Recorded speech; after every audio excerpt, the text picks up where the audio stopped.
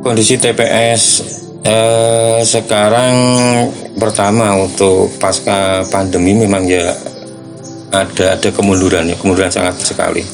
Ya maksudnya untuk pengolahan pengawasan khusus lingkup gedung TPS memang pasca pandemi ini masih belum berjalan 100%. Permasalahan di TPS Logandeng itu untuk di TPS-nya mungkin peralatan yang masih kurang memadai. Peralatan ada, tapi sudah 3 tahun itu sudah banyak penyusutan, jadi sudah banyak yang rusak.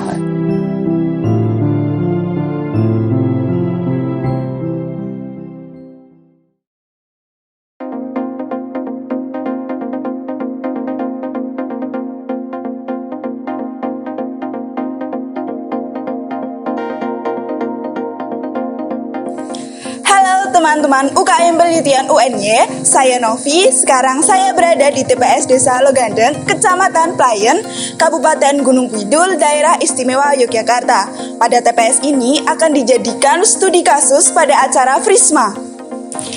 Forum Riset Mahasiswa atau FRISMA adalah sebuah wadah untuk mahasiswa melakukan penelitian dan penyusunan karya yang akan didampingi oleh pakar yang sesuai di bidangnya dan akan diberikan dana hibah.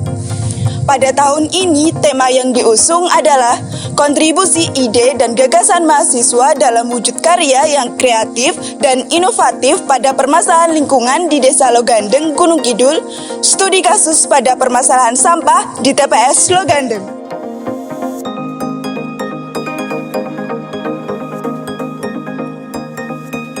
Tempat penampungan sementara TPS 3R Logandeng berlokasi di Kelurahan Logandeng, Kecamatan Playen, Kabupaten Gunung Kidul, Daerah Istimewa Yogyakarta, dan sudah berdiri sejak tahun 2017. TPS 3R Desa Logandeng, Kelurahan Logandeng itu berdiri tahun 2017. Jadi sekarang tahun 2022, kurang lebih 5 tahun sudah berjalan. Terus di TPS 3R di Kelurahan Logandeng itu sementara ini baru pengelolaan sampah dan pemilahan sampah yang sementara kita lakukan seperti itu. TPS ini merupakan tempat pengumpulan sampah sementara yang berasal dari sampah rumah tangga masyarakat di Kelurahan Logandeng. TPS ini dikelola oleh badan usaha milik desa yang beranggotakan 10 orang dengan 5 pekerja. Fungsi utamanya yaitu untuk pengelolaan dan pemilahan sampah sebelum dikirim ke tempat pembuangan akhir. TPS 3R Kelurahan Logandeng itu memang di bawah naungan BUMDes. Jadi kita dari keanggotaan BUMDes, dari grup BUMDes itu yang melaksanakan kegiatan itu pengelolaan sampah. Terutama kita juga ada direktur dari BUMDes itu sendiri, bendahara dan untuk kestrukturan itu bendahara, sekretaris, dan kepala unit, dan juga operator sampah. Ya kita yang bekerja dalam pengelolaan sampah itu dari unit ke operator sampah itu. Untuk pengambilan sampah, TPS ini memiliki 3 armada, diantaranya 1 truk dan 2 kendaraan roda 3. Selama kurang lebih 2 tahun, TPS ini berjalan dengan baik dan lancar. Mereka memiliki 2 macam mesin, yaitu alat pencacah dan alat penganyah.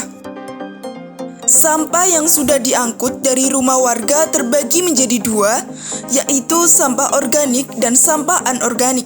Sampah organik dimanfaatkan menjadi bahan pembuatan maggot dan pupuk kompos, sedangkan sampah anorganik seperti kardus, botol, dan kaleng dijual kembali pada pengepul. Pengelolaan lain mungkin untuk sampah yang masih bisa didaur ulang kita pilah. Terus yang untuk sampah yang limbah rumah tangga yang basah itu untuk dikembangkan untuk peternakan maggot.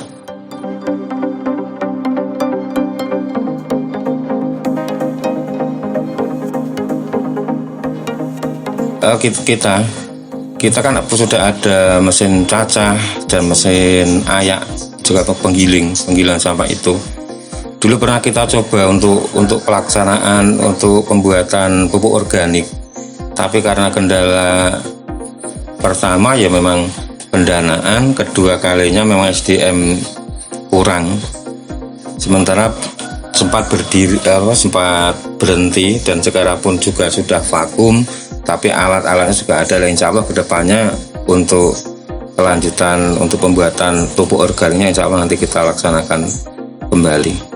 TPS awalnya ditujukan sebagai tempat pengelolaan sampah, namun semenjak TPS tidak beroperasi, masyarakat mulai membuang sampah di TPS tersebut. Padahal, hal tersebut tidak boleh dilakukan karena menyimpang dari fungsi utama TPS sebagai tempat pemilahan dan pengelolaan sampah. Selain itu, lokasi TPS juga dekat dengan kali yang mengalir ke arah bendungan yang nantinya akan mengairi sistem sawah di Desa Logandeng. Apabila kejadian ini terus berlanjut, maka dapat mengganggu lingkungan yang menyebabkan pencemaran serius. Untuk sementara dari masyarakat belum ada komplainan untuk sampahnya. Tetapi kalau justru yang komplain itu TPS sendiri, karena kebanyakan warga itu belum tahu fungsi TPS. TPS itu yang sebenarnya. TPS itu kan cuma tempat pemilahan sementara.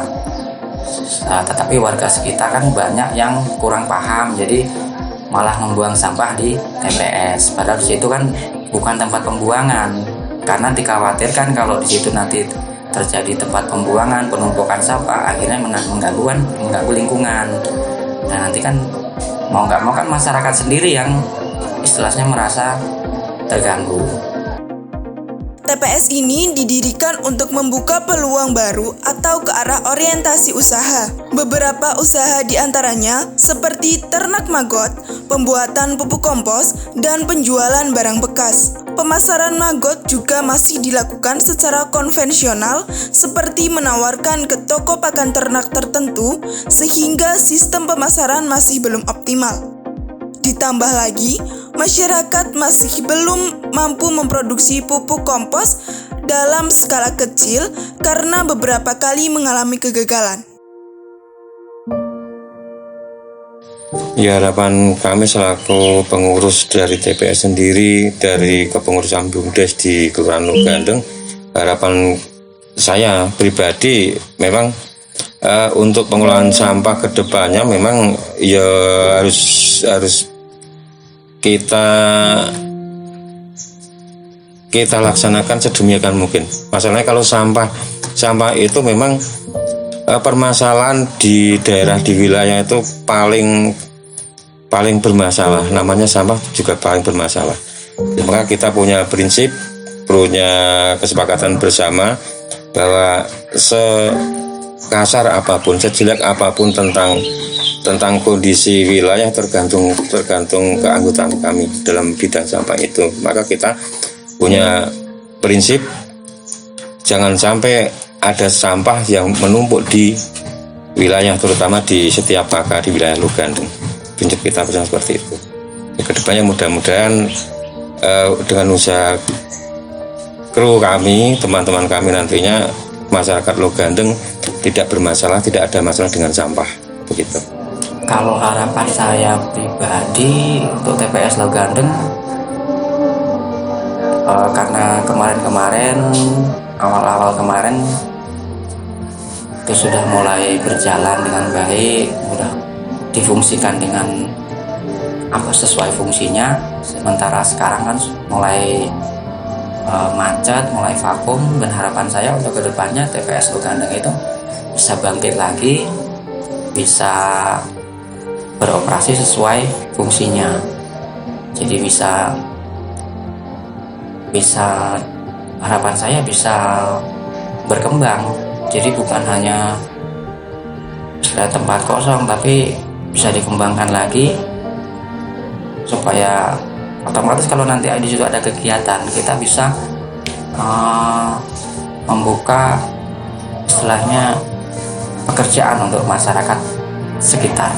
untuk pemilahan pembuatan komposnya. Kan sayang Mbak itu. Harapan saya seperti itu.